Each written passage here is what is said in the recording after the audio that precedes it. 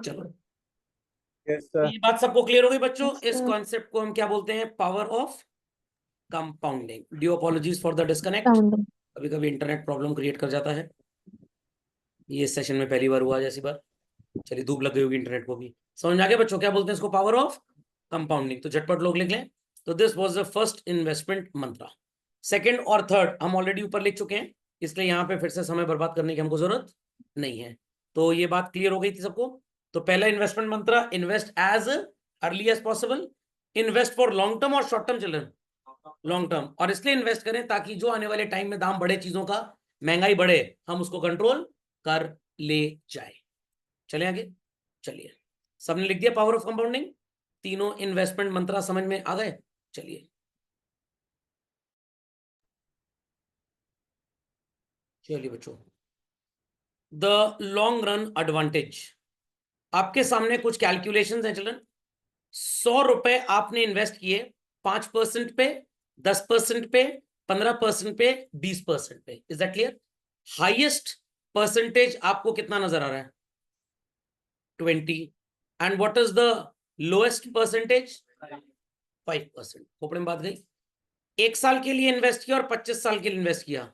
सिर्फ 100 रुपए एक बार इन्वेस्ट करना है for a period of 25 years. और मान लीजिए कि 15% रिटर्न है मार्केट में। आपका 100 रुपए कितना बन जाएगा चिल्ड्रन? 3200। कितने टाइम्स आपको ग्रोथ मिली? Approximately 30 times. तो इस टेबल से बात साबित हो गई, रेट ऑफ इंटरेस्ट उतना इंपॉर्टेंट नहीं है, अमाउंट आप कितना इन्वेस्ट कर रहे हैं वो इंपॉर्टेंट नहीं है। सबसे बड़ी चीज जो इंपॉर्टेंट है, what is that? Time period. Is that clear? अगर आप 5 ईयर क्लैट की प्रिपरेशन, आप आईपी मैट की प्रिपरेशन, कैट की प्रिपरेशन, सिविल सर्विसेज की preparation right from class 9th start कर देते हैं, तो आपके सिलेक्शन के चांसेस बढ़ जाते हैं। क्यों बढ़ जाते हैं भाई? क्योंकि भाई लोअर क्लासेस में सिलेबस का बर्डन थोड़ा कम होता है। सिलेबस का बर्डन कम होता है, और आपको जो शिक्षा ग्रहण करने का कंटेंट है दिमाग में, जो आपका बॉडी है चिल्ड्रन, वो उसको जल्दी ग्रास्प करता है। एक 6 क्लास का बच्चा मल्टीप्लीकेशन एडिशन जल्दी सीखेगा या 65 साल का खूसट? 6 क्लास का बच्चा। Is that clear? इसीलिए कहते हैं कि अर्ली स्टेजेस पे आपकी लर्निंग बहुत फास्ट होती है। तो मान लीजिए किसी कॉन्सेप्ट को मेरे को और आपको दोनों को लर्न करना है, तो आपकी लर्निंग कैपेबिलिटीज मेरे से बेटर होंगी। मेरी रीजनिंग कैपेबिलिटी आपसे बेटर हो सकती है, समझना क्या? बट लर्निंग कैपेबिलिटी, दिमाग जितना बूढ़ा हो जाता है उतना जम जाता है, और उसकी नॉलेज को प्रोसेस करने की कैपेसिटी कम हो जाती है। तो हम पुराने वाटर पंप है और आप नए वाटर पंप है, अभी डिब्बे से निकाले गए हैं, धड़ाधड़ पानी चढ़ाएंगे आप। समझ में आ गई बात? चलिए, बच्चे का ये सब कभी कभी अच्छा लगता है, हमारी तारीफ होती है। तो तीनों इन्वेस्टमेंट मंत्रा समझ में आ गया बच्चों? तीनों इन्वेस्टमेंट मंत्रा समझ में आ गया? चलिए सर, जुड़वा बच्चों की पूंछ, ये कौन सी स्टोरी है? जुड़वा बच्चों की पूंछ नहीं है भाई, ये वो वाली टेल नहीं है। वो वाली टेल कैसे लिखी जाती है? TAIL। सर इसको तो हिंदी में सरसों का तेल भी बोलते हैं। चलिए, सनी एंड बॉबी ट्विंस थे। 3000 रुपए हर साल इन्होंने सो कॉल्ड इन्वेस्ट करना स्टार्ट किया। जब इनकी उम्र कितनी थी चलन? 25 ईयर्स। सनी एंड बॉबी हर साल कितना इन्वेस्ट कर रहे हैं? हर साल कितना इन्वेस्ट कर रहे हैं? 3000 rupees. Bobby just gave up the idea of investing at the age of 30। तो बॉबी ने कितने साल पैसा इन्वेस्ट किया बच्चों? 30 ईयर्स? गलत जवाब। 6 ईयर्स। 25 पे स्टार्ट किया, 30 पे बंद कर दिया। तो 25, 26, 27, 28, 29, 30। 1 2 3 4 5 6। सनी कंटिन्यूड, जिद्दी टाइप का था। A few years later Bobby decided कि भाई मैं तो इतने साल इन्वेस्ट कर ही नहीं रहा था, एक साथ इसने कितना पैसा इन्वेस्ट कर दिया? 20,000 रुपीज। 25 साल, 26 साल, 27 साल, 28 साल, 29 साल, 30 साल, 31 साल, 32 साल, 33 साल, 34 साल, 35 साल। हर साल कितना इन्वेस्ट कर रहे हैं मिस्टर सनी? How much? और 35 साल की उम्र पे बॉबी ने क्या सोचा कि भाई क्योंकि इतने साल इन्वेस्ट नहीं किया, चलो 20,000 और इन्वेस्ट करते हैं। कब इन्वेस्ट कर दें? 35 साल। 42 साल की उम्र पे 36, 37, 38, 39, 40, 41 एंड 42, ये कितना इन्वेस्ट कर रहा है हर साल? 3000, 3000, 3000। और इसने फिर से कितना इन्वेस्ट कर दिया 25। एट द एज ऑफ 45 दोनों ने 63,000 रुपए इन्वेस्ट कर लिए हैं। तो यहां तक सनी का investment as well as Bobby का इन्वेस्टमेंट प्रिंसिपल कितना हो गया children 63 and 63। Rate of growth कितना है चिल्ड्रन दिमाग की बत्ती जलाएं मेंटोस खाए बगैर और जवाब दें किसका पैसा ज्यादा तेजी से बच्चों बढ़ेगा सनी का या बॉबी का। क्यों अगर मैं आपसे बोलूं भाई दोनों ने उतना ही तो इन्वेस्ट किया कुल मिलाकर ये हर साल इन्वेस्ट कर रहा था ये बेचारा बीच बीच में वॉशरूम चला जा रहा था। समझ में आया कि नहीं आया। तो अगर आप 6 घंटा लगातार 10 दिन तक पढ़ें फिर 4 महीना पढ़े ही ना फिर सोचे अब मैं 3 दिन 24 घंटे पढ़ूंगा ये तो वही बात हो गई कोई बेचारा डायबिटिक पेशेंट है बीपी का पेशेंट है डॉक्टर ने कहा दिन में 2 बार आपको दवाई लेनी है कह रहा है कौन 2 बार लेगा संडे को 28 गोली एक साथ खा जाएंगे फिर घर वाले 13 दिन बाद हलवा पूड़ी खाएंगे। समझ में आई बात कि नहीं आई बात नहीं समझे। अगर मैं आपसे कहूं कि भाई एक पर्टिकुलर चैप्टर कंप्लीट करने में 10 आवर्स लगेंगे तो आप सवेरे 6 बजे पढ़ना चालू करिए और शाम को 4 बजे तक पढ़िए। हाँ सर 5 बजे फिर रेलवे स्टेशन जाके रांची ट्रेन में बैठ जाएंगे। तो भाई टीचर के लिए रेगुलर पढ़ाना आसान है बट क्या जरूरी कि बच्चा भी उसको झेल पाए नो कुछ इक्का दुक्का होंगे एलियन टाइप जो झेल पाए बट एक नॉर्मल इंसान चलिए 1-2 दिन मान लीजिए झेल पाएगा क्या लॉन्ग टर्म में झेल पाएगा। भाई एक दिन आप पढ़ लिया 8-10 घंटा 2 दिन पढ़ लिया समझ में आता है डेली पढ़ेंगे तो दिमाग है ना वो मशीन तो है नहीं मशीन भी बाद में बोलती है हमको नहीं करना हम नाराज हैं हम नहीं पढ़ेंगे आओ। समझ में आ गई बात समझ में आ गई बात। तो आपने कितना पैसा इन्वेस्ट किया ये इंपॉर्टेंट नहीं है चल रहे हैं कितनी जल्दी कितना रेगुलर इन्वेस्ट किया इंपॉर्टेंट ये है। तो जो बच्चे रेगुलर पढ़ते हैं उन्हीं के नंबर ज्यादा आते हैं उन्हीं को ज्ञान ज्यादा मिलता है। पता लगा कुछ पढ़े नहीं साल भर आवारा तरह घूम रहे थे एग्जाम के 1 हफ्ते पहले अपने आप को हनुमान जी बना लिए मतलब समझे पूंछ में आग लगी और अपनी लंका जला रहे हैं। Is that clear. एग्जाम में कुछ गलत लिख के आएंगे क्योंकि आपने स्टडीज को सिंक्रोनाइज कभी किया ही नहीं। तो मेरा फाइनेंशियल लिटरेसी का सिलेबस सिर्फ फाइनेंशियल लिटरेसी का ज्ञान नहीं देता ये काफी लाइफ स्किल्स भी दिखाता है आपको। तो भैया डेली पढ़ना है कब डेली ताकि एग्जाम के 2 दिन पहले जब आप मोहल्ले में घूम रहे हो तो मोहल्ले वाले क्या बोले आवारा कहीं का। अपने बच्चे को बताना देख उसकी तरह बन समझना क्या उनका बच्चा क्या कहेगा वो डेली पढ़ता है इसलिए आज घूम रहा है। हम भी अगर डेली पढ़ते और घर के 100 काम ना कर रहे होते तो हम भी आज घूम रहे होते। और एग्जाम में रिजल्ट आ गया आपका 98 और उसका 92 6% का तो फर्क है भैया। 109 वाला आई रिपीट चिल्ड्रन 109 नंबर वाला और 110 नंबर वाला आईटी जेई में क्या फर्क होता है ये जाता है आईआईटी में और ये कहां जाता है आईटीआई में। समझ में आया कि नहीं आया। तो नंबर का फर्क एक ही का होता है। मान लीजिए एग्जाम का कट ऑफ 96 गया आईएएस की कॉल आ गई 95 वाले को रीअपियर नेक्स्ट टाइम नहीं तो तुम्हें कोचिंग खोलो तुमने पढ़ा तो बहुत है वैसे भी। तो क्या 1 मार्क्स की कोई इंपॉर्टेंस नहीं है बच्चों सर 1 ही की है बस 8-10 नंबर पीछे तो कोई टेंशन लेने की बात नहीं है। समझे कि नहीं समझे पक्का। चलिए तो सनी के पास कितने पैसे हो गए बच्चों 4 लाख और बॉबी के पास तो सर 20,000 का तो फर्क है ये आपको नजर आ रहा है फर्क ज्यादा है। हर महीने कितना जमा कर रहा है 3,000 इसने 35 की उम्र में और 42 की उम्र में ज्यादा पैसा जमा किया कहीं ना कहीं इसको सैक्रिफाइस भी करना पड़ रहा होगा। कष्ट ज्यादा किसको हुआ बॉबी को एक साथ ढेर सारे पैसे निकालने पड़ेंगे। तो होमवर्क आज मिले परसों चेक होना है कुछ आज कर लीजिए कुछ कल कर लीजिए कुछ परसों। अगर सोचेंगे पूरा परसों करें तो भैया 90% तो आप करने के हालत में ही नहीं होंगे क्योंकि आप भूल चुके होंगे चीजों को। समझ में आ गया। इसलिए slow and steady wins the race.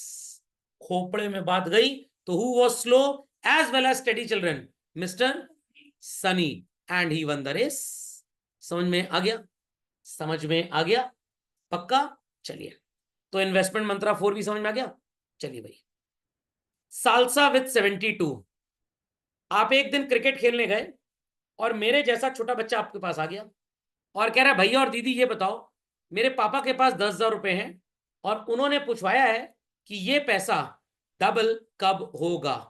तो आप उससे 2 क्वेश्चंस पूछेंगे बेटा अपने पापा से पूछ के आओ कि what is the rate of interest या पूछ के आओ कितने टाइम में वो इसको डबल करना चाहते हैं। ये 2 चीजें पूछ के आओ तो मैं तुम्हें मुंह तोड़ जवाब दूंगा। वो घर गया, अपने पापा से पूछ के आया।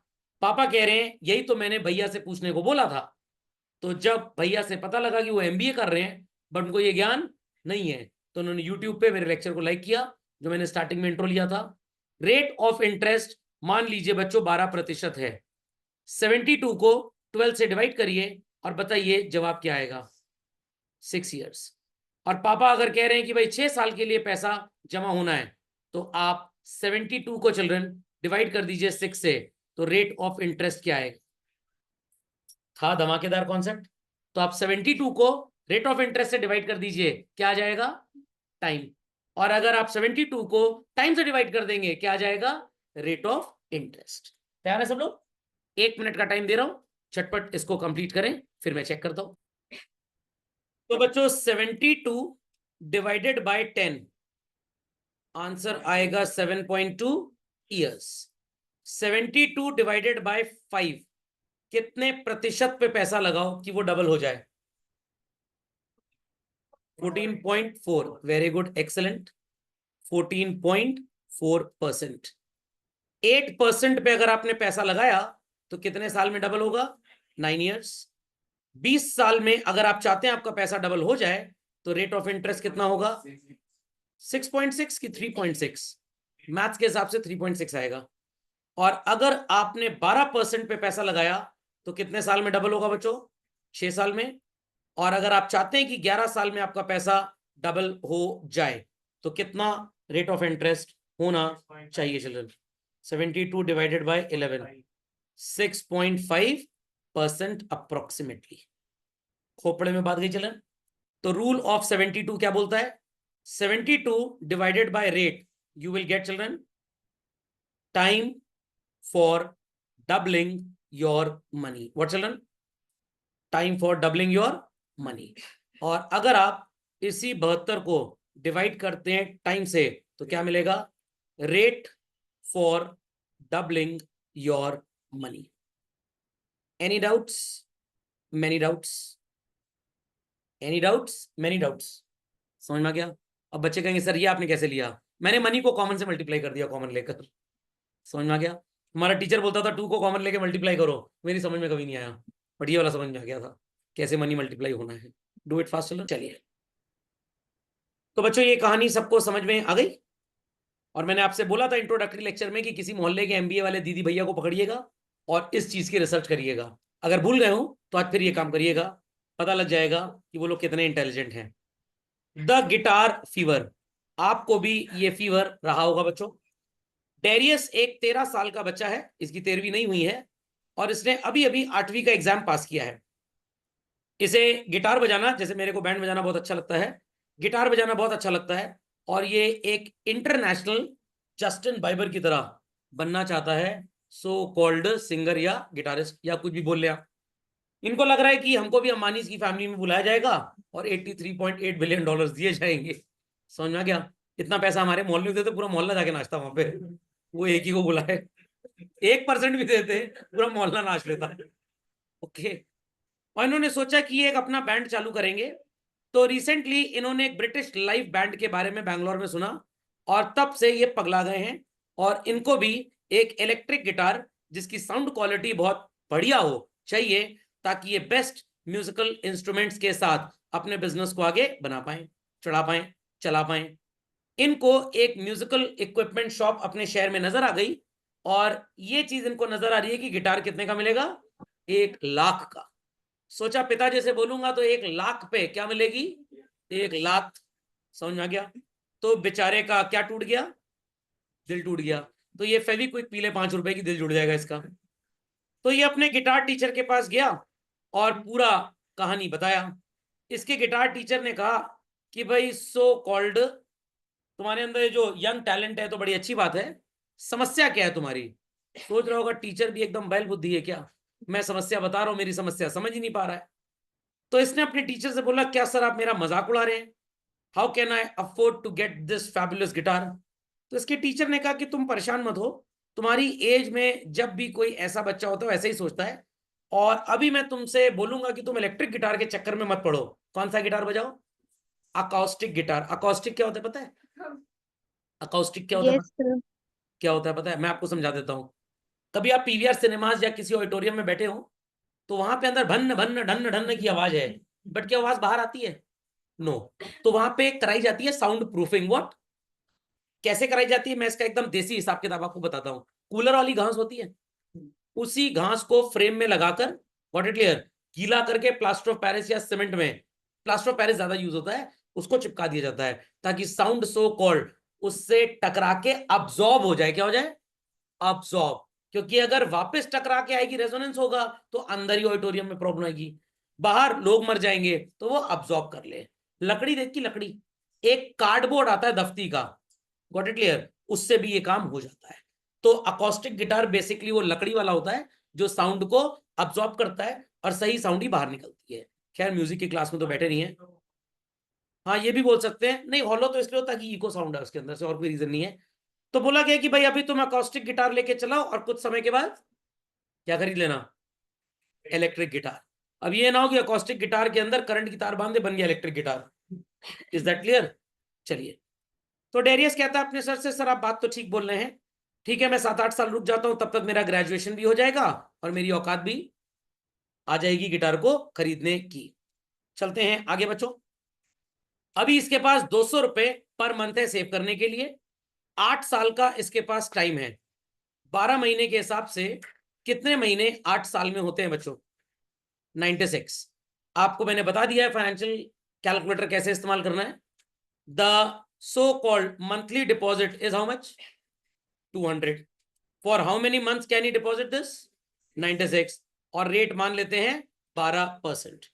तो मैं अपने फाइनेंशियल लिटरेसी के कैलकुलेटर पे जरा कैलकुलेट कर लेता हूं ये पैसा कितना आएगा।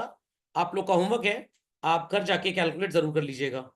96 महीने के लिए 200 रुपए महीना अगर इन्वेस्ट होता है लेटस से 12% के रेट से, तो बच्चों इसके पास लगभग 31,500 रुपए आ जाएगा। कितना?